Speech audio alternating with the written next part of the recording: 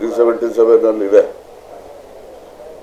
377 ಇದೆ. ಕಾನೂನಾತ್ಮಕವಾಗಿ ಏನು ಕ್ರಿಯೆ ನಡೀಬೇಕೋ ನಡೆಯುತ್ತೆ. ಅದರಲ್ಲಿ ಯಾವುದೇ ಹಸ್ತಕ್ಷೇಪ ಆಗಲಿ, ಯಾವುದೇ ರೀತಿಯ ಒತ್ತಡಗಳಾಗಲಿ ನಾವು ಮಾಡೋದಿಲ್ಲ. ಮುಖ್ಯಮಂತ್ರಿಗಳು ಮತ್ತು ಗೃಹ ಮಂತ್ರಿಗಳು ಈಗಾಗಲೇ ಸ್ಪಷ್ಟ ಮಾಡಿದ್ದಾರೆ.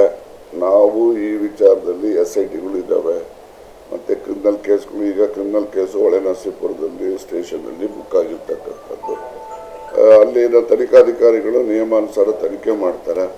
ಮತ್ತು ಸರ್ಕಾರದಿಂದ ಆಗಲಿ SIT ಮೇಲಾಗಲಿ ಯಾವುದೇ ಅಧಿಕಾರಿಯ ಮೇಲಾಗಲಿ ಯಾವುದೇ ರೀತಿಯ ಒತ್ತಡವನ್ನು ನಾವು ಮಾಡೋದಿಲ್ಲ. ಅವರು ಸರ್ವ ಸ್ವತಂತ್ರ ಇದ್ದಾರೆ. ಕಾನೂನನ್ನು ಅವರು ಕ್ರಮ ಜರುಗಿಸಬೇಕು ಅಂತಕ್ಕಂಥದ್ದು ನಮ್ಮೆಲ್ಲರ ಅಭಿಲಾಷೆ.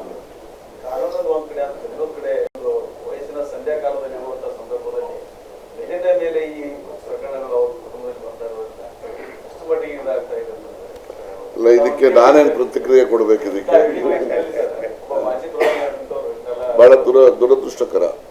ಇಳಿ ವಯಸ್ಸಲ್ಲಿ ಅವರಿಗೆ ಮಾನಸಿಕವಾಗಿ ಈ ರೀತಿ ಹಿಂಸೆ ಆಗ್ತಕ್ಕಂಥ ಪ್ರಸಂಗಗಳು ಜರುಗಿದೆ ಅಂದಾಗ ಯಾರೇ ಆಗಲಿ ಹಿರಿಯರಾದಂಥವ್ರಿಗೆ ಅದು ಒಂದು ಮಾನಸಿಕವಾಗಿ ಹಿಂಸೆ ಕೊಟ್ಟಾಗ ಆಗುತ್ತೆ ಅಂತೇಳಿ ನಾನು ಕೂಡ ಭಾವಿಸ್ತೇನೆ.